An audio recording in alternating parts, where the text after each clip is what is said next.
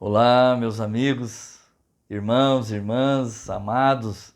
Nós estamos aqui na Maratona dos 150 Dias para mais uma mensagem. E nós vamos ler Atos dos Apóstolos, capítulo 9.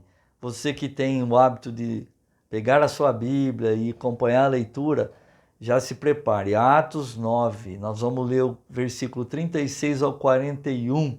Mas antes disso, eu quero te fazer um convite. Você que não é inscrito no nosso canal, se inscreva, amado. Se inscreva no nosso canal, ative o sininho, deixe o seu like, deixe o seu comentário, compartilhe as mensagens. E eu quero te convidar também a permanecer conosco até o final dessa mensagem. Eu quero abençoar a sua vida orando por você. Hoje é a noite de trazer à vida aquilo que estava morto. Então fique firme. E eu também quero te convidar a permanecer firme nessa maratona.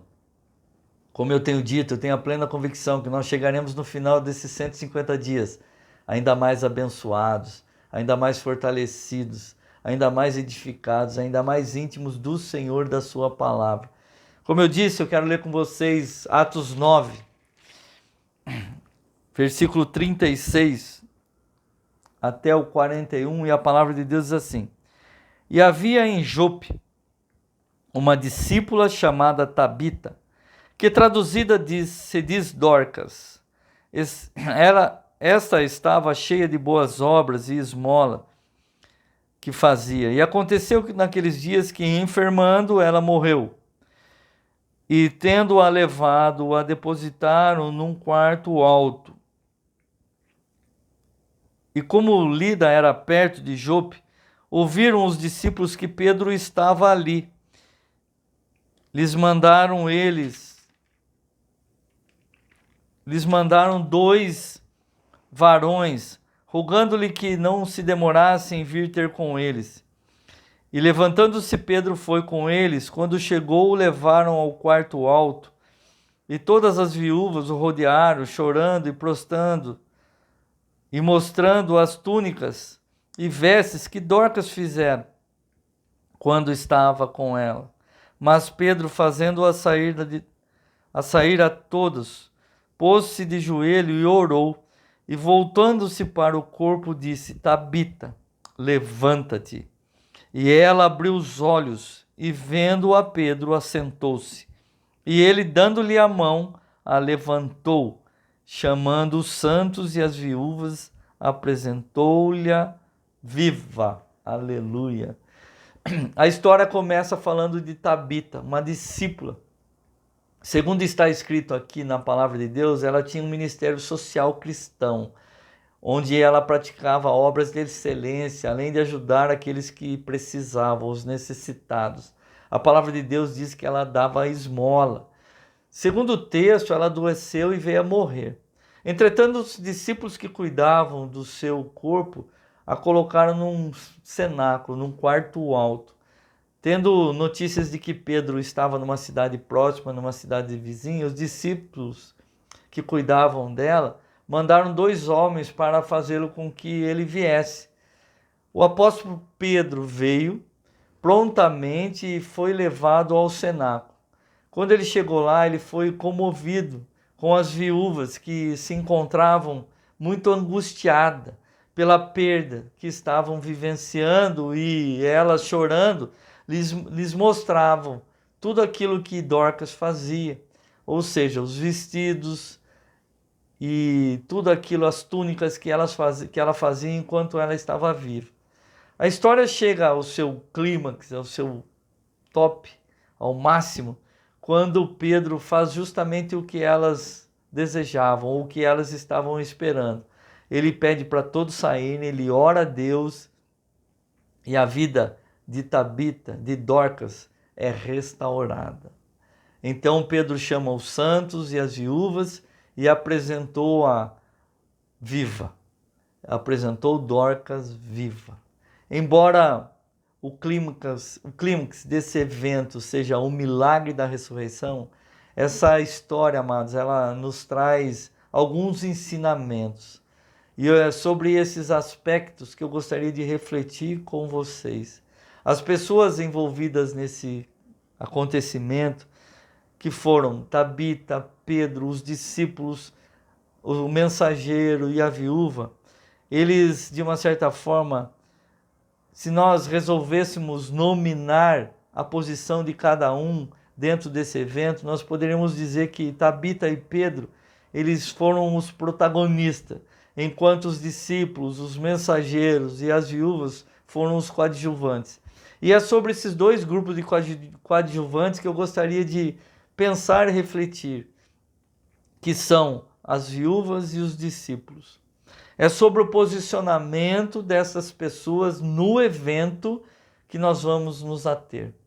Perceba que o texto nos diz que as viúvas, chorando muito, lamentando demais a perda que estavam tendo, diz o texto que inclusive elas cercam Pedro com a finalidade de mostrar o resultado do trabalho que elas e Dorcas desempenharam ou desempenhavam, mostrando claramente que formavam um grupo dentro da igreja, dentro do ministério daquela igreja. Já os discípulos, amados, eles tiveram um posicionamento completamente diferente. Tão logo, a Bíblia relata que tão logo eles souberam que Pedro se encontrava por perto, a Bíblia relata que eles mandaram imediatamente 2 emissários para dizer que ele se apressasse a ter com eles, ou seja, que ele recebesse o recado e viesse rápido. A forma como eles mandaram o recado, para que ele não demorasse em vir ter com eles, demonstra que ir àquela cidade estava no roteiro do apóstolo, pois eles não pedem para ele ir até lá. Eles pedem simplesmente para que ele se apresse. Ou seja, nós temos o entendimento, amados, de que ir até lá fazia parte do roteiro dele. A pergunta que está rondando, está nos nossos pensamentos é a seguinte: e se os discípulos não tivessem tomado a atitude de imediatamente buscar Pedro? Se em vez disso eles também ficassem somente lamentando e chorando? A conclusão parece bastante lógica. Pedro teria vindo no tempo que estava determinado, que não seria aquele necessário para que o milagre acontecesse. Ou seja, Pedro, pelo relato da história, ele passaria por ali de qualquer forma, mas não tão apressadamente como aconteceu. E isso foi, de uma certa forma, fundamental para que o milagre acontecesse. Isso foi necessário para que o milagre acontecesse, e Tabita estaria sendo, de uma certa forma, enterrada, ao invés de ter a sua ressurreição. Se eles não tivessem chamado Pedro, talvez ela tivesse sido enterrada, pelo tempo que ele demorasse ou demoraria para chegar até onde com certeza ele passaria. O que nós vemos aqui são 2 grupos dentro do mesmo contexto, do mesmo problema, mas com comportamentos completamente diferentes. As viúvas ficaram chorando a perda, lamentando o acontecido, desesperada diante da possibilidade concreta de não ter mais ao seu lado, ou ao lado delas, aquela que era a sustentação daquele grupo, ou seja, ela era uma pessoa atuante, ela era uma pessoa que estava ali. Percebe-se que ela estava à frente daquele grupo de viúvas. Já os discípulos também estavam entristecidos, com certeza, mas se recusaram a desistir, mesmo diante da morte, e tomaram a atitude de recorrer a Pedro. Outro ponto que marca o fato da não aceitação daquela situação é que Tabita foi colocada no cenáculo e não arrumada para ser enterrada. Perceba, amados, que eles não fizeram um trabalho para que ela fosse enterrada, eles colocaram ela no cenáculo. Esse episódio nos ensina que a forma como nós devemos lidar com as situações de perdas, com as nossas perdas, a lidar com aquilo que entendemos que já estava completamente morto em nossas vidas. Podemos adotar o posicionamento das viúvas e ficar chorando, lamentando e ficar de uma certa forma murmurando, ou podemos nos recusar a aceitar e agir na busca da ressurreição das coisas que julgamos já mortas. Nós podemos recorrer ao Senhor, que tem o dom da vida.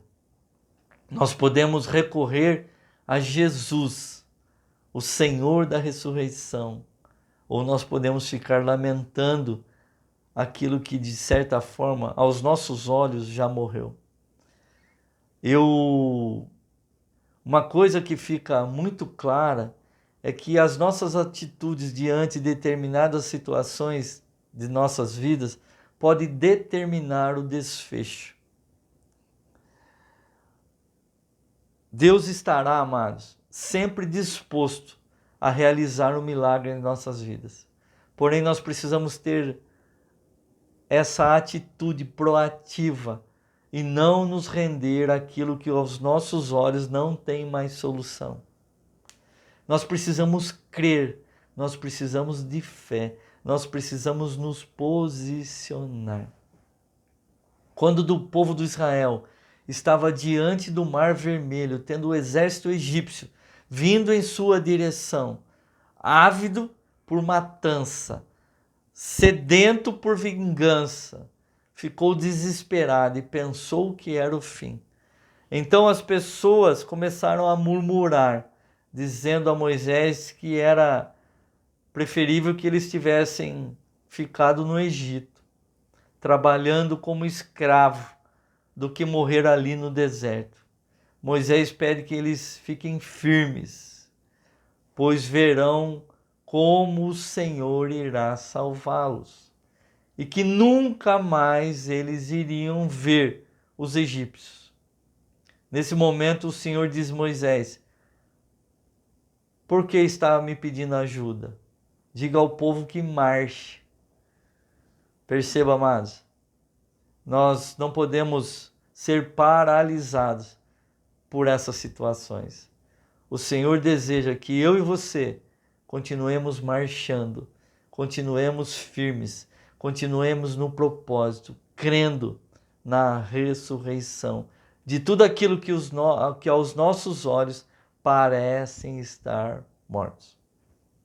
O que vemos aqui, amados, é que o povo precisa tomar a atitude de entrar no mar. E isso que nós precisamos fazer, amados. O milagre acontece quando nós damos um passo em direção a Ele. Eu não posso simplesmente cruzar os braços. Eu não posso simplesmente esperar e não fazer nada. Eu preciso ir de encontro. As minhas atitudes, as minhas falas, elas têm que condizer com aquilo que eu creio. Eu não posso falar que eu creio, que eu acredito, e da minha boca sair palavras de murmuração, ou os meus passos não forem condizentes com aquilo que eu declaro, com aquilo que eu creio. Perceba, amados, que o milagre é o desejo do Senhor para mim e para a sua vida. Deus deseja nos abençoar a todo tempo.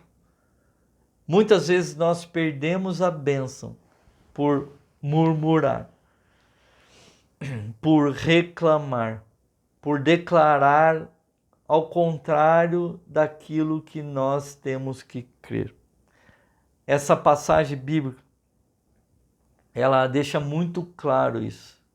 Você que está comigo aqui, nesta mensagem, e precisa de uma ressurreição em qualquer área da sua vida, seja na saúde, seja financeira, seja emocional, seja na família, no trabalho, enfim, precisa que seja restaurado algo que aos seus olhos você já perdeu por completo, ou já se perdeu por completo. Dê um passo, se posicione, Tome uma atitude de quem vem adiando. Tome atitude, amados. Não adie mais. Não adie mais. Você verá o milagre de Deus entrar na sua vida, na sua casa, na sua família. Agora creia, tenha fé, porque o Deus que restaurou a vida de Tabita, de Dorcas, é o mesmo. Ele não mudou. Ele não mudou. Ele continua trazendo vida para aquilo que aparentemente está morto.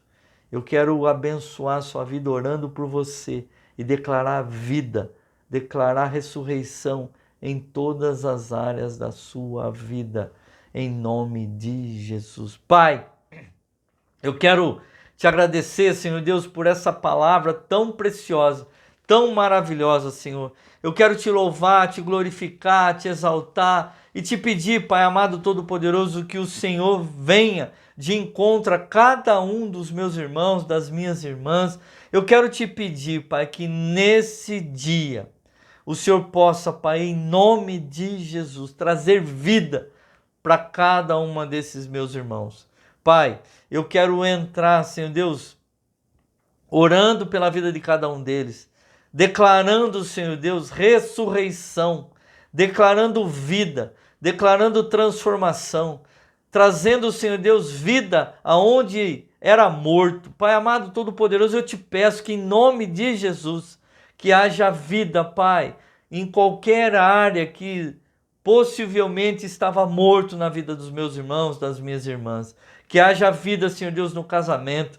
Que haja vida, Senhor Deus, ressurreição na área financeira, na área familiar, na área, Senhor Deus, sentimental, na área ministerial. Pai amado, tudo aquilo que estava morto, eu chamo a vida em nome de Jesus. Eu declaro, Senhor Deus, que haverá ressurreição, seja, Senhor Deus, em qualquer área.